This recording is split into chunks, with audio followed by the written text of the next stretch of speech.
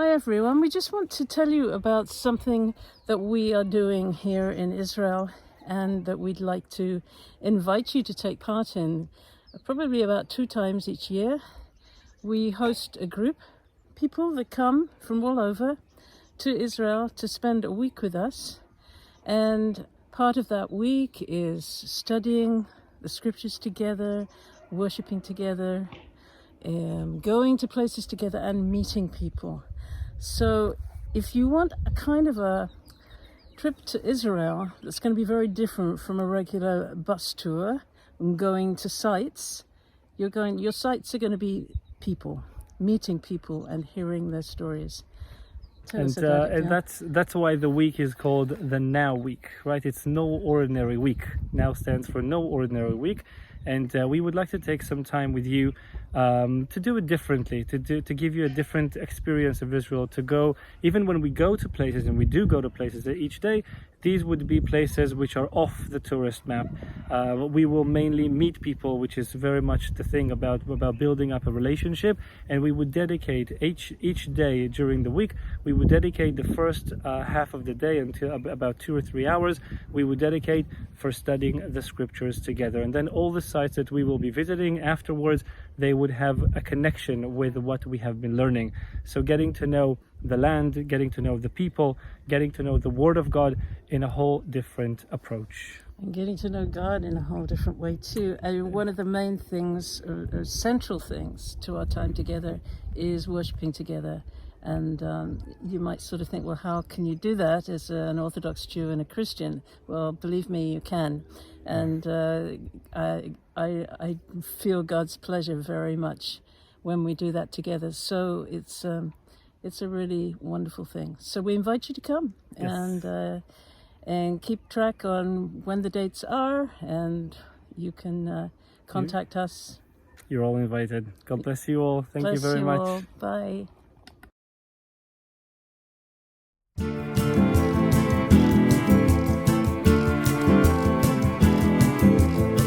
טוב להודות לאדוני, ולזמר לשמך עליון, להגיד בבוקר חסדך ואמונתך בלילות. טוב להודות לאדוני, ולזמר לשמך עליון, עלי עשור ועלי עינב, עלי היגיון בחינם.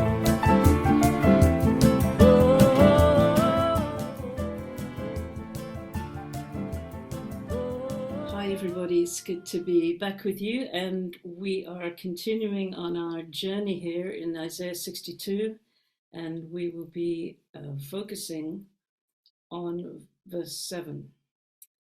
And it's really amazing. So we'll just, no more ado, we'll keep going, and I'm going to start by reading from the beginning of 62. Please. For Zion's sake I will not hold my peace, and for Jerusalem's sake I will not rest, until her righteousness goes forth as brightness, and her salvation as a lamp that burns. The nations shall see your righteousness, and all kings your glory. You shall be called by a new name, which the mouth of the Lord will name. You shall also be a crown of beauty in the hand of the Lord, and a royal diadem in the hand of your God. You shall no longer be termed forsaken, nor shall your land any more be termed desolate, but you shall be called Hepzibah, and your land Beulah. For the Lord delights in you, and your land shall be married. As a young man marries a virgin, so shall your sons marry you, and as the bridegroom rejoices over the bride, so shall your God rejoice over you. I have set watchmen on your walls, O Jerusalem. They shall never hold their peace day or night. You who make mention of the Lord, do not keep silent. And give him no rest till he establishes, until he makes Jerusalem a praise in the earth. Yes. You see, verse 7, taking into account everything that we've said up until this point, right, about the Lord is saying, I will not be silent, and I won't hold my peace. and we are witnessing the righteousness of the city, not the city as like the geographical location, but the city in terms of its content and its inhabitants and everything and all the history that it represents, as a representative of the nation. And until the city's righteousness will come out and all the nations will have to see that righteousness, it's not just before the Lord. I mean, it's important that the entire world sees that. That's very important. I mean, the Lord sees everything. He sees our innermost parts. He doesn't need to be given the ability to see the righteousness of Jerusalem. I mean, he is the one giving it its righteousness. I mean, so clearly it's not for him, and it's definitely not just for us. It's for the entire world. He says, like, the nations shall see your righteousness, and kings shall see your glory. It's about a universal experience. It's a global experience. It's a corporate experience of all of us as part of mankind. This is what we are talking about when we talk about salvation. And we could maybe linger on salvation when we get to towards the end of the chapter. I think it'll be very interesting to really set the terms. You know, sometimes we say the same things, but we say the same words, but we don't mean the same things, right, behind the words. So we'll be able to discuss that even later in the chapter. I think that verse 7 and everything, you know, in light of everything that we've said, I think it puts us in a very problematic position. It's a very problematic position because on the one hand, we have Isaiah prophesying and say, all those you who make mention of the Lord, right? Those who carry the name of the Lord in their mouth. Or we said also, all those of you who resemble the Lord, right? Those who remind other people of the Lord, right? Those who walk the earth feeling that they are real believers, right? And when I say believer, I don't just mean in a Christian way. I mean believers in God who created the heavens and the earth, the God of Abraham, Isaac, and Jacob. And all of those people who walk the earth feeling that they are representatives, they are the ambassadors of that God. All of you, Isaiah is prophesying, do not hold your peace. You have to do something constantly, and don't let him rest. Do not let him rest until he finally does it, until he establishes and he puts Jerusalem as a glory in the land. Okay, which I think it's an interesting expression. I mean, to set Jerusalem as a glory in the land, or as praise in the land. Praise of who? I mean, the word is tehillah. Tehillah is, of course, connected also to the word Tehillim, the Psalms. Right? Tehillah, that's it's glory, but is it more as in praise? Okay, as though until he sets Jerusalem as praise in the land. Praise to whom? So that others would praise Jerusalem, so that people will be able to say, "Oh, Jerusalem, well done, well done, well done." Is that it? Is it more like that Jerusalem will be something which will cause others to praise God? Exactly. So Jerusalem would have to be a kind of a mirror. A kind of a mirror of God towards all the peoples of the earth. And Jerusalem will be praised, so that people will be able to praise God in light of what he had done and how he rewarded and how he remembered and has never forsaken Jerusalem. Okay, it's through Jerusalem God is receiving praise from mankind through his actions towards Jerusalem. That's the picture. But still, it puts us in a very problematic position, don't you think? Let's go to Isaiah chapter 60, just 2 chapters ago, right at the end of the chapter. What are the words being prophesied? The last verse? Yes. The very end of chapter 60. Last. I am the Lord. What does it say? It's not. It says the little one. The little one shall become 1,000, and a small one a strong nation. I, the Lord, will hasten it in its time. Okay, I am the Lord. I don't know why it says I, the Lord. I am the Lord.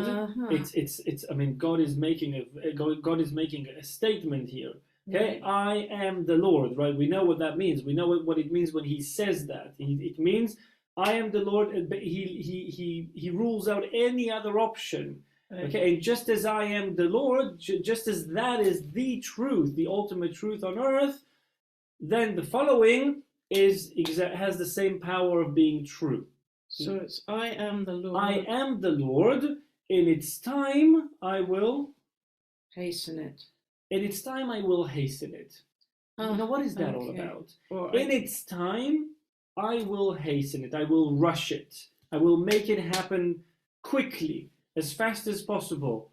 But first, it needs to be in its time. So we say, well, if it's time, where is the hastening? Where is you rushing it? I mean, how is that happening? And if you are rushing it, so it's no longer in its time, it's before its time, because you're rushing it. Say the time is 2 o'clock and you're rushing it, that means that it's going to happen before 2 o'clock. In its time, I will hasten it. We find in Hebrew, it says be'ita, in its time, achishena, I will hasten it. And so does it really mean when it's time? In its time. No, it's in its time, in the time of salvation. It's in her time, because the word for salvation is, in redemption is geula. Geula is feminine. So in her time, in the time of redemption, in the time of geula, I will hasten her. I will hasten geula. I will hasten redemption. It's all in the feminine singular form. Okay? Right. In Hebrew, there is no neutral form. There is no it. So, right. So you don't say in its time. You would say in her time. I will hasten her. Right. And it's a paradox. It's a paradox because if it's time, there is no need to hasten anything because it's time. And if you are hastening it, so it's no longer the time.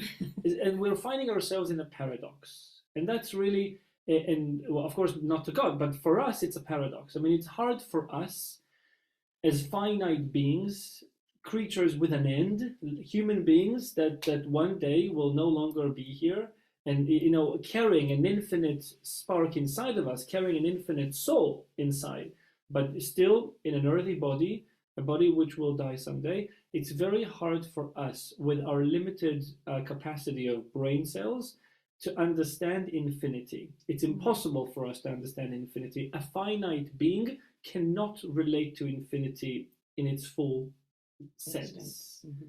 Cannot. Impossible. Clearly. The Lord is infinite. Since he is infinite, he is not restricted to time. He is before time, he's after time, he's above time, he's not restricted to time by any means. For him, it is not a problem, but we would like to understand what is going on. The Lord often speaks to us in a language which we can understand. When we read in scriptures, for example, about the finger of God, or the hand of the Lord, or the heart of God, or his eyes, or his ears, him smelling the sweet aroma coming from the sacrifice, and all of these things, in Judaism, we say that God is speaking to us in a language that we can understand. It is like the image of a father kneeling before his son, speaking to him eye level.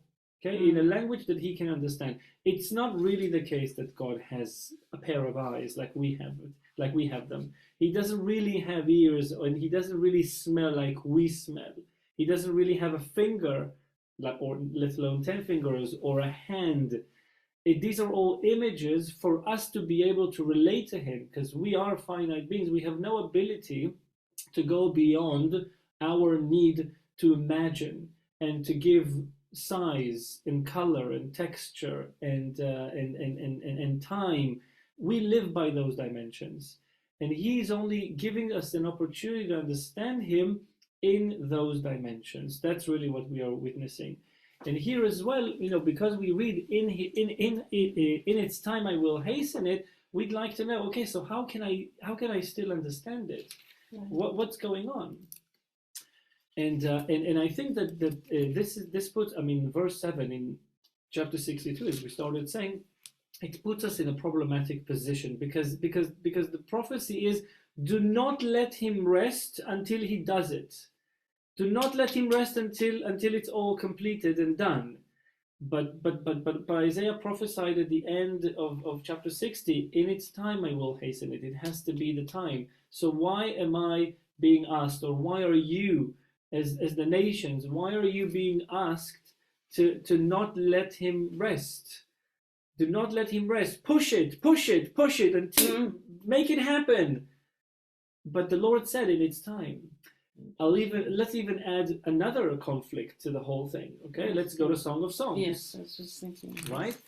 I mean, in Song of Songs, we have one verse which is, we could say, this is the key message of Song of Songs because it repeats 4 times. We have the same verse repeating to us in chapter 2, chapter 3, chapter 5, and chapter 8. In 2 out of these 4 contexts, okay, 2, 3, 5, and 8. In 2 out of these contexts, we find the same sequence of verses. We find in chapter 2 and in chapter 8 the same sequence. I mean, the verse coming before that key verse, which we are about to read, is the same. Okay, so this is clearly the message of Song of Songs. Clearly the message. There are a lot of messages, a lot of images, a lot of metaphors, a lot of spiritual significance that we have to pay attention to. Yet this is really the key thing because it repeats 4 times. In 8 chapters, 4 times. That's a lot. Yes.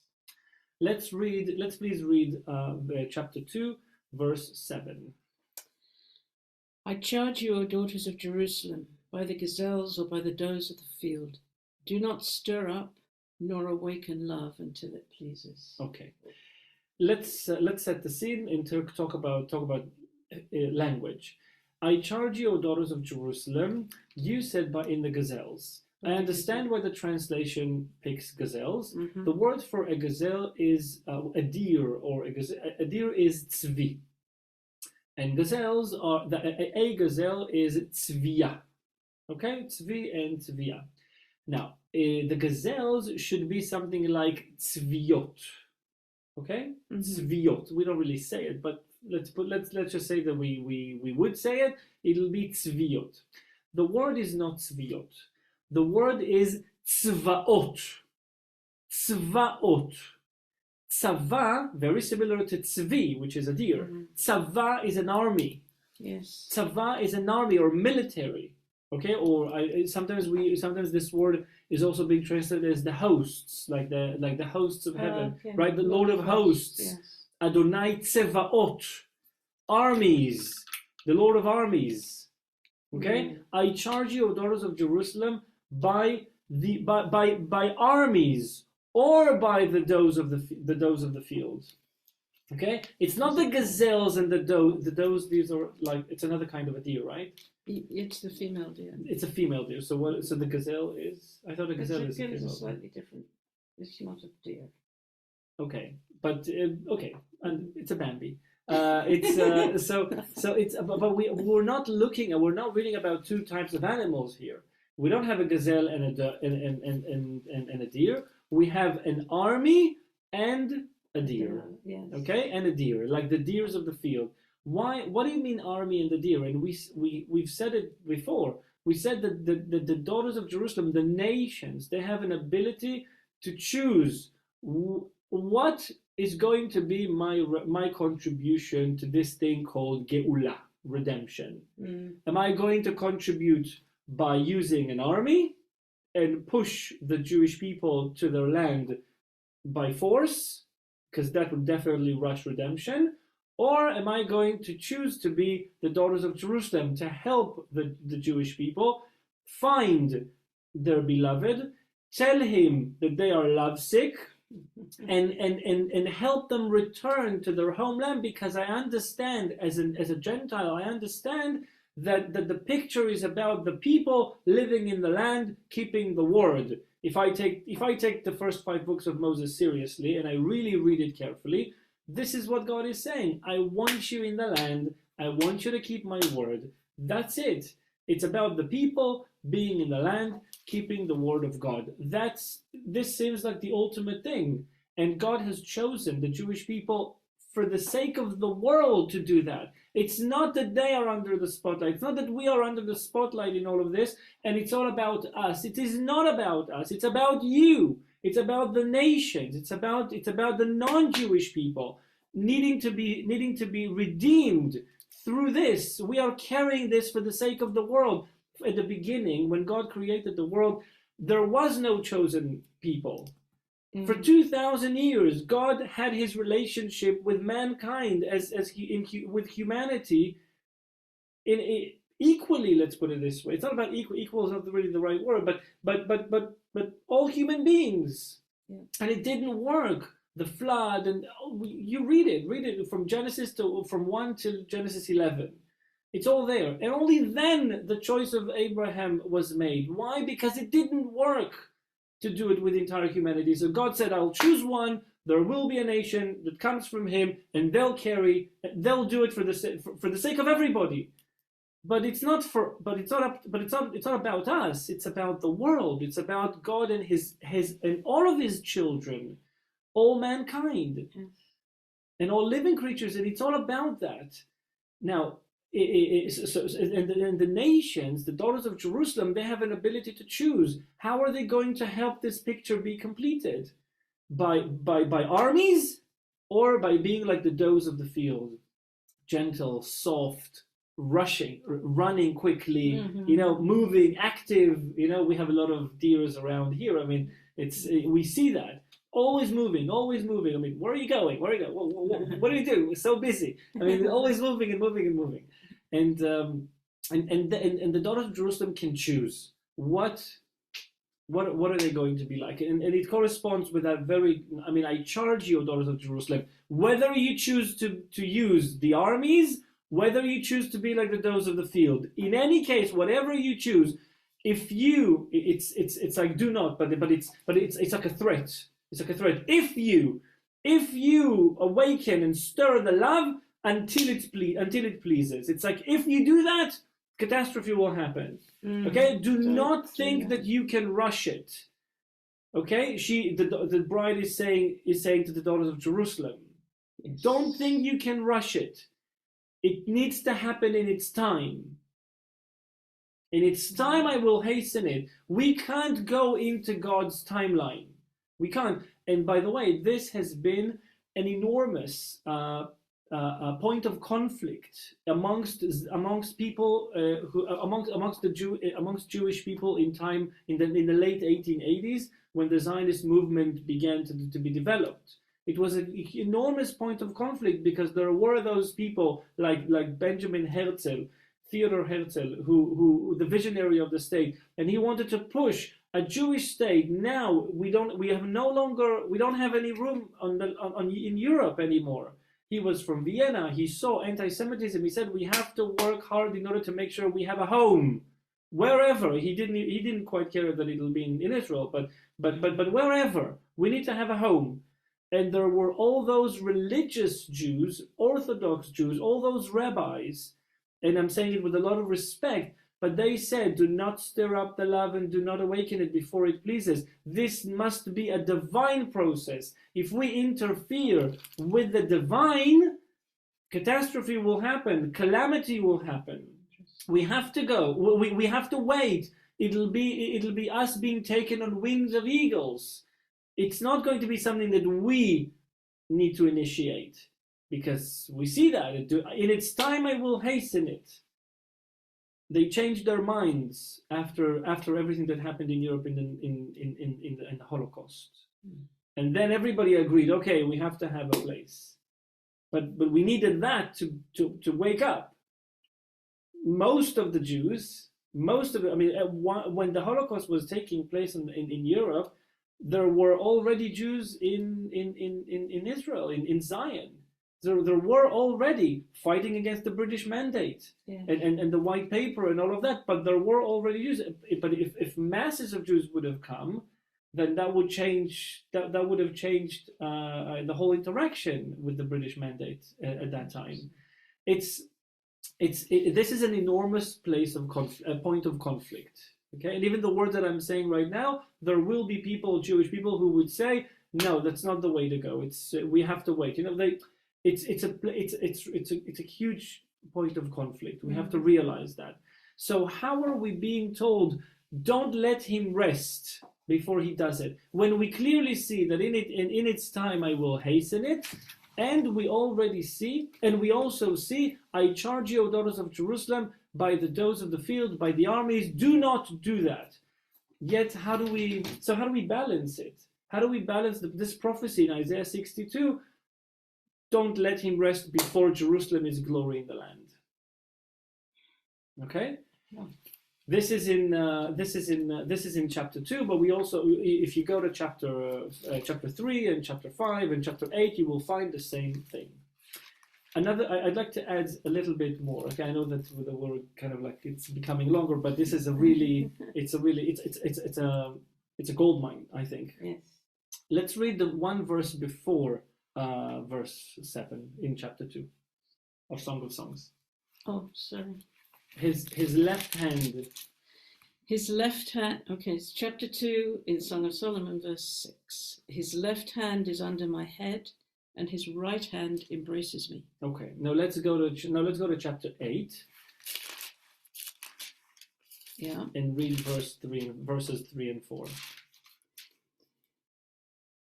His left hand is under my head, and his right hand embraces me. I charge you, O daughters of Jerusalem, do not stir up nor awaken love until it pleases. No, but here he doesn't say do not. You see, it's the same sequence, right? Yes. I mean, the right hand and the left hand, and then we come to charge the daughters of Jerusalem. We find it twice. That's why I'm choosing to linger on that more on the quotations we could get from chapters 3 and 5, because here we really see twice the same sequence. This means a lot in biblical teaching, and so but we have to realize that in chapter 8 verse 4 he doesn't say it's not written in the same way that it was written in chapter 2. In chapter 2 it was more like a threat. If you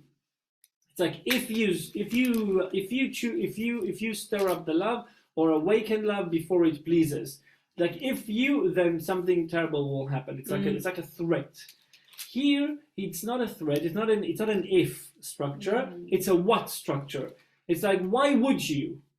It's like, why would you? It's like, why would you stir up the love? Why would you awaken love before it pleases? It's like, why would you? It's the word ma. Ma in Hebrew means what. But if I need to create a more coherent translation into English, I would say it's like he's saying, why would you? What benefit is there for you? Right. Okay, why would you do it? Okay, now which is actually an interesting question. It's a very interesting question, an interesting point of let's say food for thought. Why do we bless Israel? Why do we bless Jerusalem? Do we really bless Jerusalem because we genuinely want Jerusalem to be blessed? Okay, we genuinely want Israel to function as Israel, as according to how God sees, according to how God is speaking about it in the first 5 books, according to how the covenant was done with Abraham 3,800 years ago. Am I blessing them because I want them to maximize their potential? Or am I blessing them because I want to be blessed? Because God said, those who bless you will be blessed. Yeah, and I've heard that a lot, and it always makes me feel a little uncomfortable. And going, if that's our reason, if I bless you because I want something in return, whether it's from you or from God, that's not a real blessing, is it? It's not a real blessing, and I can relate to that because we have the same thing with our covenant with God. God says, if you obey me, if you walk in my statutes, and if you hear, then I will give you rain in its season. I will give you this, and you'll be fruitful, and you'll be getting all these rewardings. So if I now keep Shabbat because I want to get richer, am I really keeping Shabbat? Why am I keeping Shabbat? I need to be keeping Shabbat because God said that I need to keep Shabbat regardless of whatever retribution that may come following that. When we stand before Him, do we really do what He wants us to do because we care about His will and we want His will to be done? Or are we waiting to be rewarded. Did you see what I did? Did you see that? Did you see how generous I was yesterday? Did you see my obedience? Did you see? Now it's payback time. I need to get something back, right? It's dangerous. It's dangerous because it changes our relationship with the Lord to be something of self-interest. It's we have to be very careful with that. I mean, why are you doing that? Because God said so. That's it.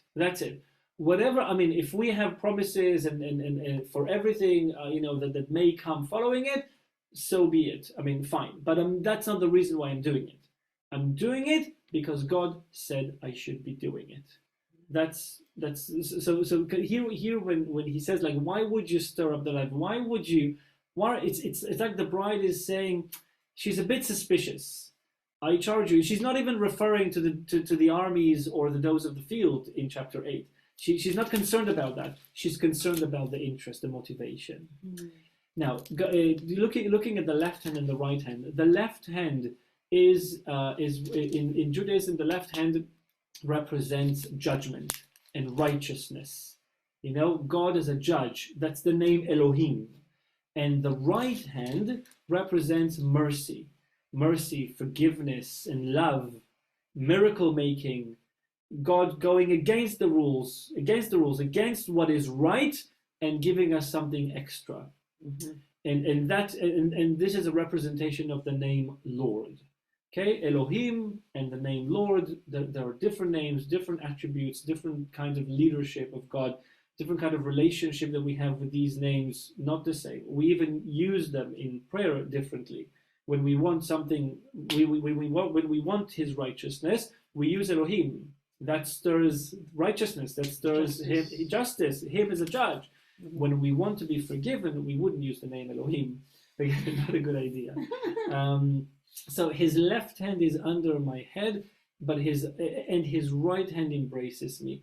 We find it very difficult to understand the balance between the right and the left, the judgment, the righteousness, and His mercy. It's very hard for us to understand how two are actually one. We are finite beings. That's the way we think. We think in labels.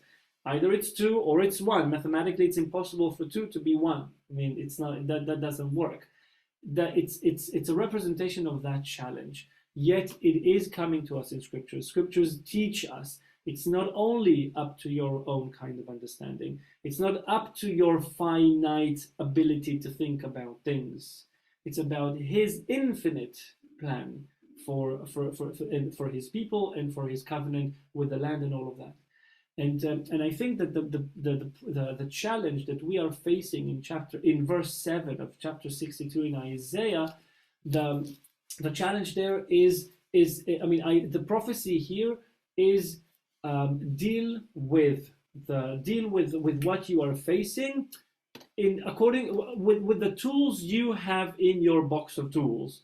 You are a finite being. You know that you have to do whatever it takes for the world to be redeemed, for Geula, redemption, to come to the world, for Mashiach to come. Do not let Him rest.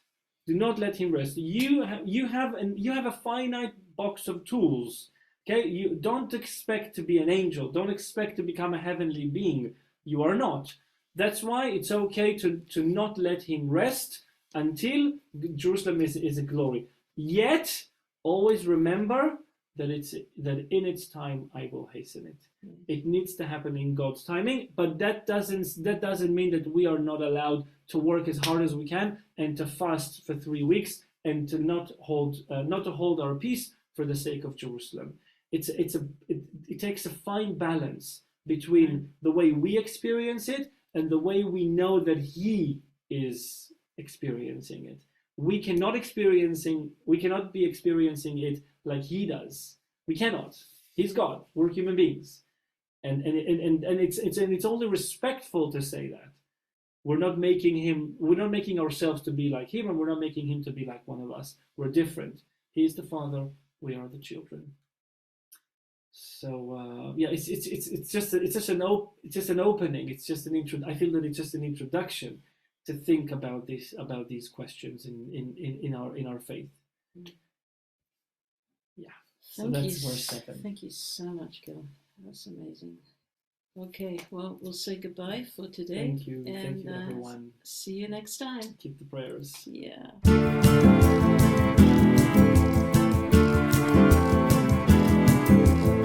טוב להודות לאדוני, ולזמר לשמך עליון, להגיד בבוקר חסדך, ואמונתך בלילות. טוב להודות לאדוני, ולזמר לשמך עליון, עלי עשור ועלי עיניו, עלי היגיון בחינוך.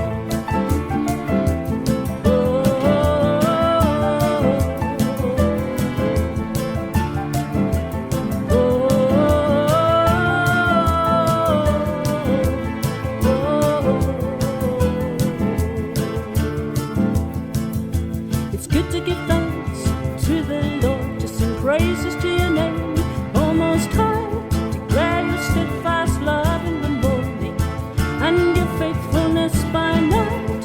טוב להודות לאדוני, Sing praises to your name, almost high, עלי עשור ועלי עיניו, עלי היגיון בחינוך.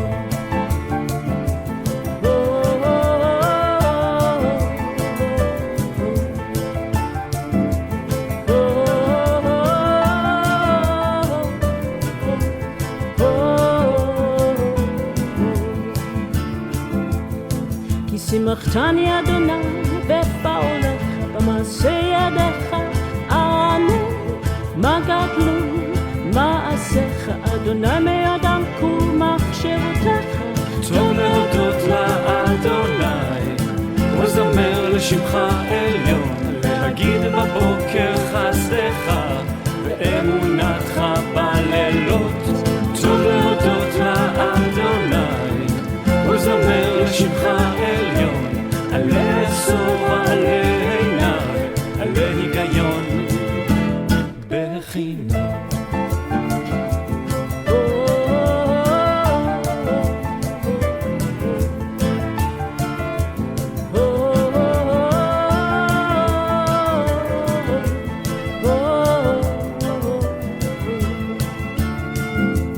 טוב להודות, טוב להודות,